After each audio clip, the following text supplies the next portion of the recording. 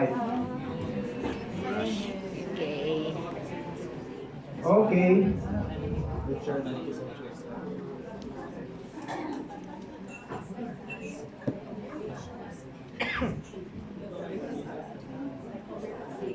Pwede na i-close.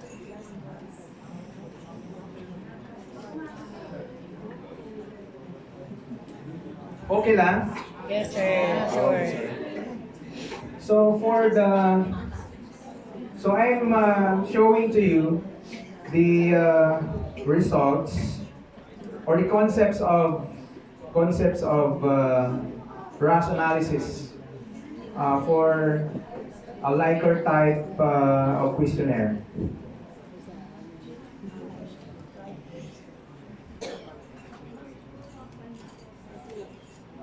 Okay. Psychometric limitation of CPT. So traditional approaches for test development based on CPT have psychometric limitations. Some of these are the calibrations are sample dependent. So ito yung discussion natin kanina na yung level of difficulty of your test depends on the takers. Okay? Dependent and item dependent, and that the items and persons are placed on different scales. So in the Rasch context, we can be able to show the scatter plot showing the recall the yardstick, the item difficulty, as well as the ability of the person can be placed in one yardstick.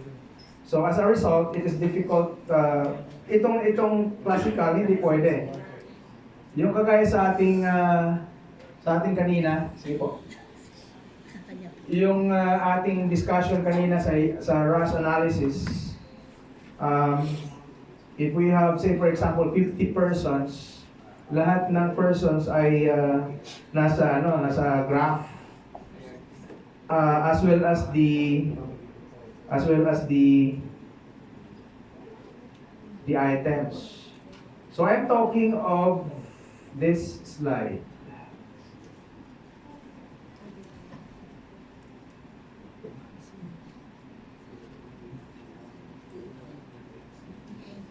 This one. Di ba? Hindi kaya ng classical yan. Walang graph na ganyan sa classical. So we have the roller.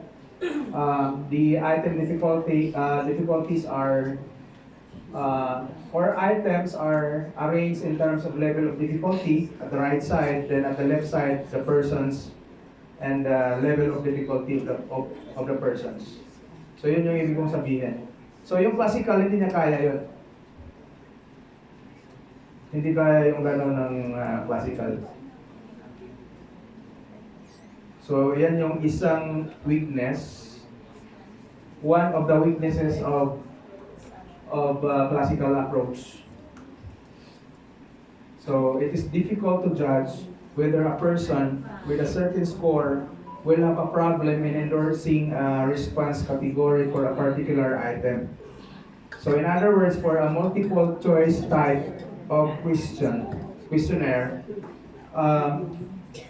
using CPT, hindi natin alam kung which particular item may problema yung students.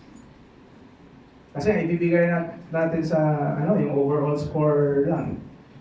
So hindi item with Likert scale are incorrectly assumed interval. So ito yung long time na ilang years na debate nito, because in basic statistics, ang tinuro sa atin kapag ordinal, huwag mong i-average. Pero pagdating na sa mga research, ina-average nila. Di ba? Ano ba talaga? Sino ba susundin? Yung statisticians o yung user ng statistics? Di ba? Likert scale. Agree, strongly disagree, disagree, tapos may neutral pa, tapos ina-average yun. So, parang ganun. So, yan yung weakness dito sa classical. Item with Likert scale are incorrectly assumed interval, and that item responses are additive. So the number of response categories chosen by the item developers are assumed to be appropriate one.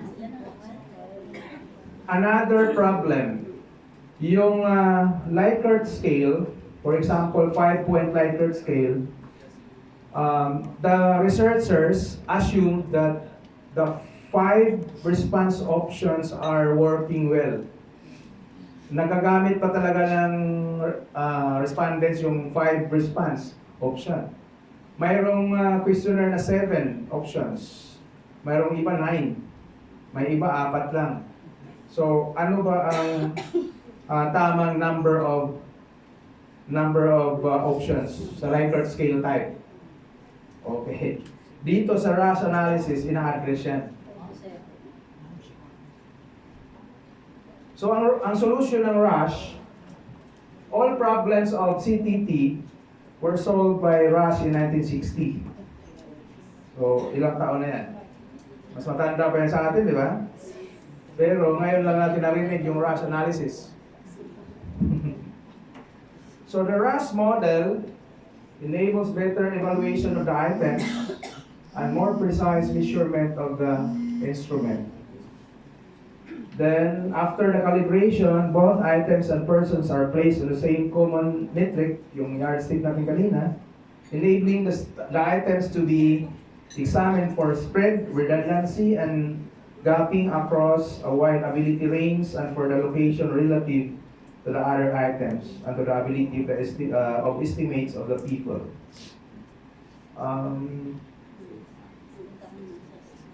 I'll go to the... Okay. Di ba kanina mayroong unidimensionality? So it's theoretical. There is a possibility na kahit English yun, there is a possibility na multi-dimensional.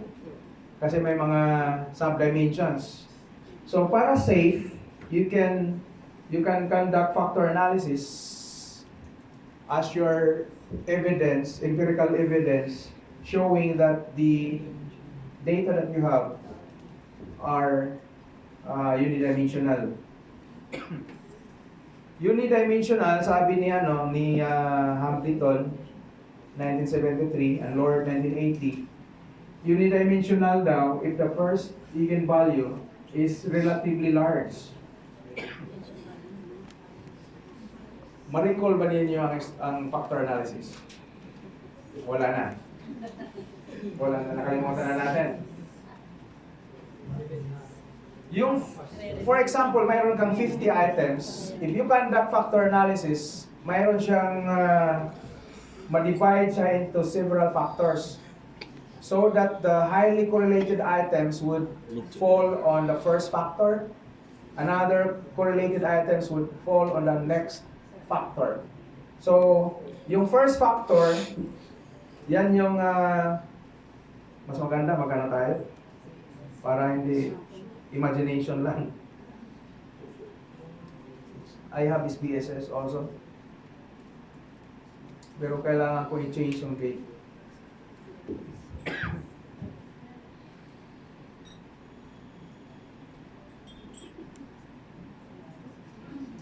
Baka kasi hindi kayo yung iba, hindi tayo lahat dito ay may experience about factor analysis.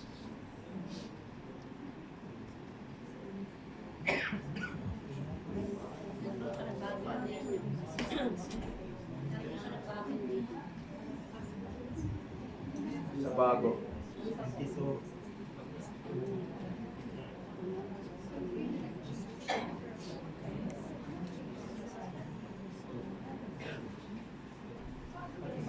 Set time automatically.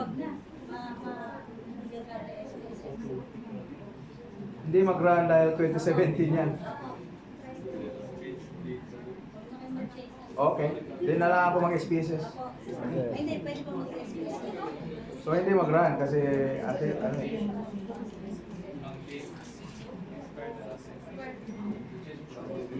Huwag nyo na i-change na, lalong di maglalasa.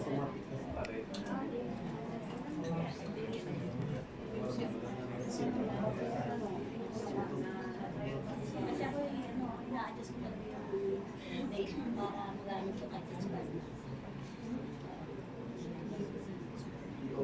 Okay, mag-on. Ano ba tayo ngayon? 2019. Likert scale type. So if I will conduct factor analysis, say for example I have data here. Marami yan. Then click mo yung analyze, then dimension reduction. Then if I will use the items here, maraming items yan, di ba? So, i-click ko yung OK. I will click extraction. So, I can choose whether principal component analysis, whether unweighted least squares, principal axis factoring. So, mga ganyan. Then, click ko yung continue. Then, I can check the rotation, Varimax. Then, I can click now OK. So, I have now plenty of items. But the software would produce 8 factors. Meaning to say, out of a number of items, 26 items, or more than 26 items, na-reduce siya into 8 factors. So, ito yung eigenvalue. Yung unang, first factor, ang eigenvalue niya ay 16.075%. Or 5.787 first. Tapos yung second, 3.432. Third is 2321. Yun yung eigenvalue.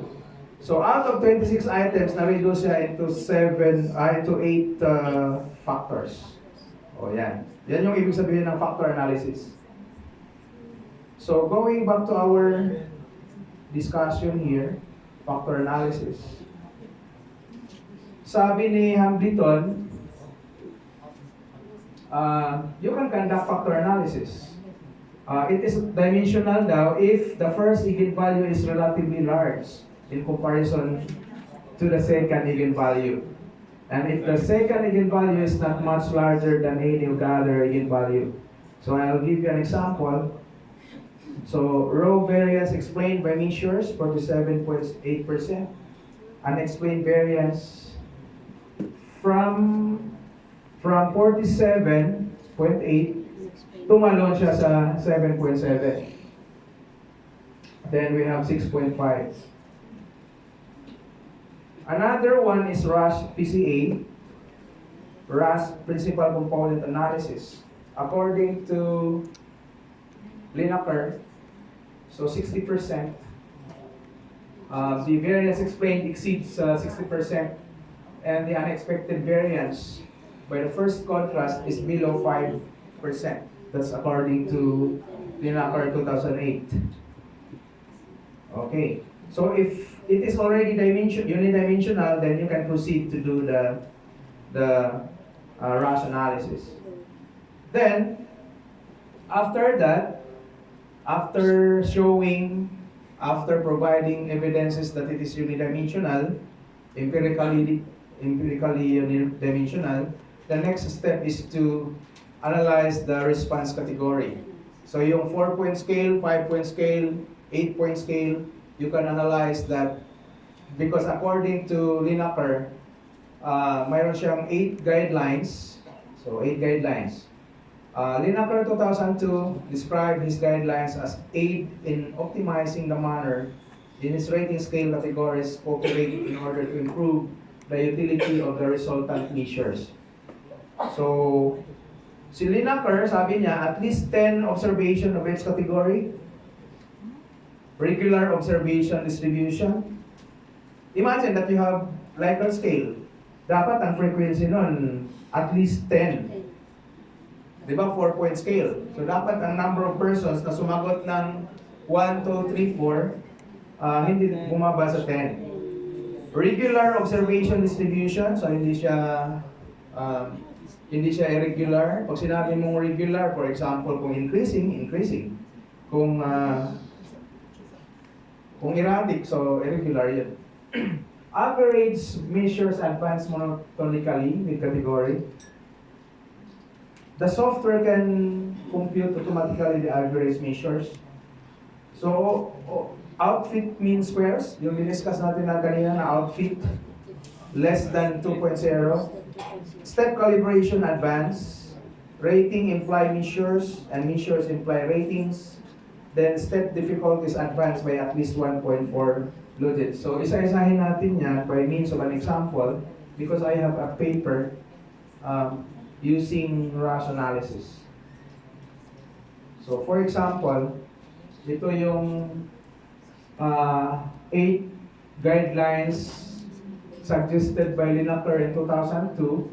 Ito yung 4-point response option. So ito yung number of people na sumasagot ng 1, 2, 3, 4. So sabi doon at least 10. So pasok siya. Then we have regular observation distribution. So increasing naman. So matawag nating regular, walang irregularity. Kaya I put it okay. Average measures advance monotonically with category. So as the category increases, the average measures also increasing yan. Then step calibrations advance. So it's also advanced from negative to positive. Kaya okay. Then we have number 6, rating implies measures. So then we have step difficult advance by at least 1.4. So ang gap nila dapat hindi lumampas ng hindi bumaba sa 1.4 yung gap. Outfit mean squares less than 2.0. So sa aking example, walang greater than 2.0. So I will show to you my example here. So in 2011, this is an institutional project. So meaning to say, hindi pwede publish dahil ang primary consumer of this questionnaire is the institution. So this is my project in 2011. So during the time there was an existing questionnaire about cafeteria feedback form. Kasi doon sa aming canteen, may mga concessionaires. So every school year, pinapalitan sila. Depende sa evaluation, sa result ng evaluation. So syempre kung pangit yung questionnaire mo, may possibility na wrong yung decision mo na tatanggalin sila. So it's either, the decision is either retain, continue as concessionaire. Outsider sila, nagtitinda sila sa loob. So ang decisions doon, either we will renew their contract or not. So di ba, medyo ano yung decisions. Kaya I was instructed to validate the instrument.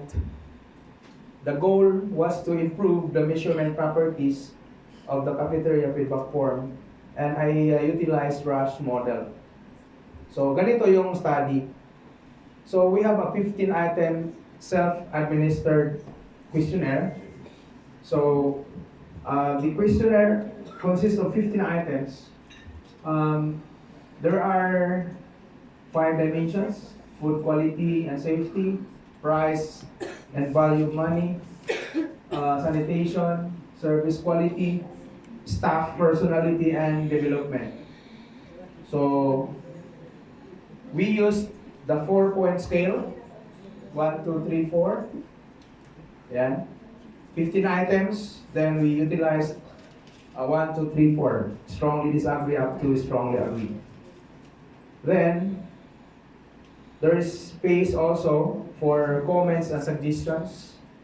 Then, some items also are included like gender, group, whether academic service faculty, teaching faculty, administrative staff, support staff, or students. So, ganun. So, checklist lang yan. Parang pipili ka lang. Year level, kung students ka, year level, freshman, sophomore, junior, senior. Frequency of buying foods, daily, at least twice a week, at least 4 times a month. Okay, so first validation, ang first validation, I need to say, before I conducted my own validation in 2011, mayroon ng existing validation study of that questionnaire. So, actually gumawa na sila ng confirmatory factor analysis, CTT, validated 2 versions of the cafeteria form using CTT approach. So 4-point scale, so ang respondents nila ay 1,280. So biro mo, pag validate lang ng instrument, ginagastusan yan. 8-point scale, results of the 8-point scale using exploratory factor analysis, unidimensional variance is 59. Then factor loadings range between 0.5 to 863. Cronbach alpha, mataas. Okay, mataas ang Cronbach alpha. Then in no results for the 4-point scale, meaning to say, walang documented na results for the 4-point scale. Then, in 2008, di ba 2011 yung aking validation study, mayroong second validation study conducted by Performance Assessment Unit in 2008. 2011 ako. Then, this validation study utilized CTT approach. Sample size 143, then item total correlation, di ba 15 items, i-correlate yun sa total. So 0.473 to 0.667. Then reliability, mataas naman. Overall is 0.901. Then they conducted also exploratory factor analysis. Then yung factor loadings, makataas naman for the 15 items. Ngayon, they attempted to conduct confirmatory. Di ba dalawa ang factor analysis? Mayroong exploratory, mayroong confirmatory.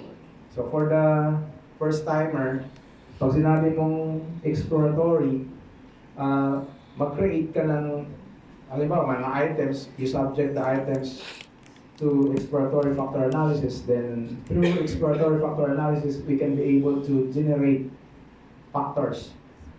So, halimbawa, sa isang factor, 5 items. Next factor, 6 items. Another factor, 7 items. And so on and so forth. Ito, confirmatory. Nag-exist na yung questionnaire, 15 items, ina-assume nila na 1 factor lang. Kaya na-confirmatory factor analysis sila. Good fit naman din. Meaning to say, if we consider 1 factor, instead of 5 dimensions, 1 factor lang, good fit. So, walang problema statistically.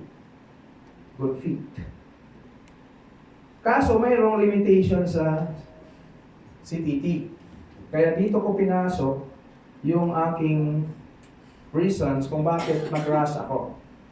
For example, I stated here the psychometric limitation of CTT.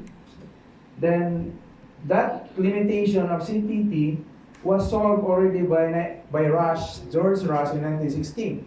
Yan. So, ibig sabihin, ini-state ko dito yung advantages ng Rasch analysis. Kaya na-approve dito as institutional research.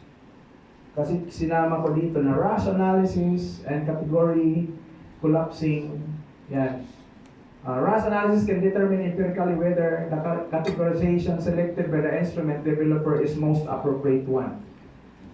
Yung response options na 4. I subjected that for Rasch analysis. So the Rasch model was used to investigate the psychometric properties of the questionnaire. Objectives ko, to improve the measuring properties of the cafeteria feedback form using Rasch model. So therefore, the following analysis were conducted. First is the unidimensionality, response category analysis, item fit analysis, reliability, and instrument information. Then of course, I suggested a scoring scheme. Sana yun. Okay. Nag-suggest ako ng scoring scheme. Kasi ang scoring, usually, average mo lang, di ba? So of course, I suggested another approach on how to get the scores. Okay? My respondents. Ang respondents ko, a total of 3,891. Kasi sa school, sa amin, yung feedback form na yon, ina-administer yon regularly. Kaya umabot ng thousands. Okay. We have 3 campuses, one in TAP, one at the SDA, yung Design and Arts, School of Design and Arts. Then we have the Angelo King International Center. So actually, magkalapit lang yan, pero maraming mga concessionaires dyan. Kasama na dyan yung mga hotdog on stick, ano pa ba? Shift station, pouchin, and so on and so forth, sa loob. Then, I conducted the unidimensionality based on the suggestion of Hamilton. Mag-result na ako ha. Sa results na ako pupunta.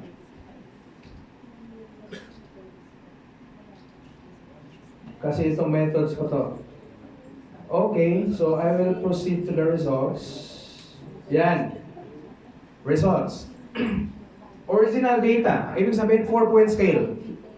So using 4-point scale, ito yung result. Unidimensionality, walang problema. Kasi ang minimum dito is 60%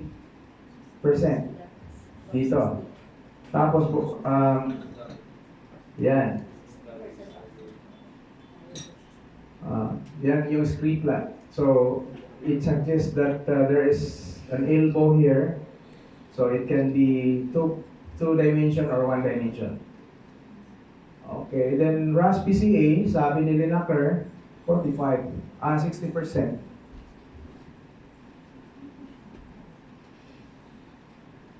Yan. Pagdating dito, okay yung first 7. Pero okay. Pero not okay pagdating dito sa step difficulty advanced by less than 5.0 logits. Kasi ang distance nito more than 5. Ang distance nito. From negative 1.26 to 4.09, more than then I get the result of the wind steps na overlap banda rito.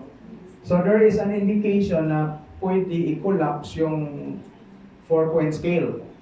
Kasi mas magkalapit yung 1 and 2. So yung response na 1, sorry. So ang response na 1, okay.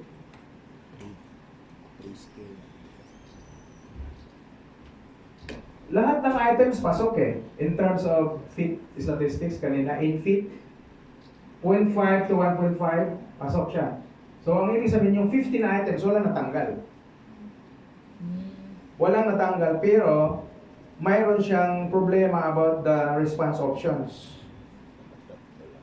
So test information, di ba kapag ginawa mo yung questionnaire mo dahil mag-gather ka ng information. Ngayon, ang level of information na mag-gather mo sa questionnaire mo, mataas lang kung dito ang item measure mo.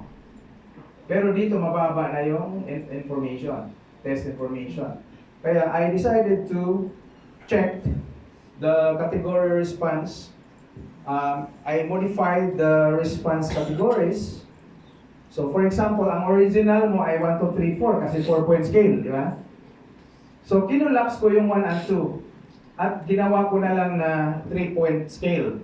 1, 2, 3. So I merged the 1 and 2. I made it 1, then 2 and 3. Something like that. Then I conducted dimensionality analysis again. So this is the original 4-point scale. This is the 3-point scale. Yeah. Then followed by this factor loadings. Pasado naman ang factor loading. If we use 0.4 and above, pasok siya. Then if we use the Rasch PCA, yung 47% na 4-point scale, nag-increase to 60%. So, ibig sabihin, kapag 3-point scale, pasok sa requirement ni Likert. Kaya, I prefer to use 3-point scale because this is the minimum requirement, 60% according to Likert. Then aside from that, when I analyzed again the category analysis, response category analysis, okay na sa lahat. So, wala nang problema sa response option. So, generally, the questionnaire utilized 4-point scale. Pero, dapat pala 3-point scale. Okay. So, ito na yung magandang, di ba, symmetric na. So, nawala na yung kanina na medyo nag-overlap. So, okay na siya. So, ibig sabihin, pasado na. Then, if you compare also the information, there is a wide information that you can obtain if we use the 3-point scale as compared to the 4-point scale. Okay. So, yan yung ano ko, yung institutional research funded by the school way back 2011.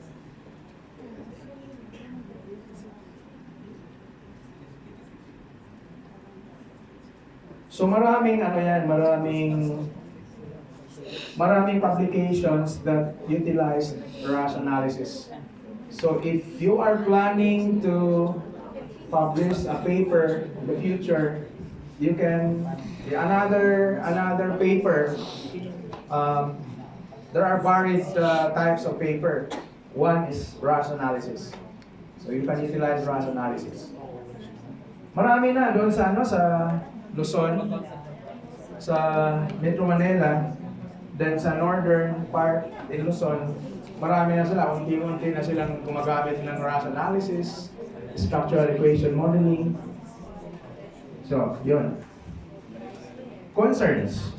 Do you have concerns?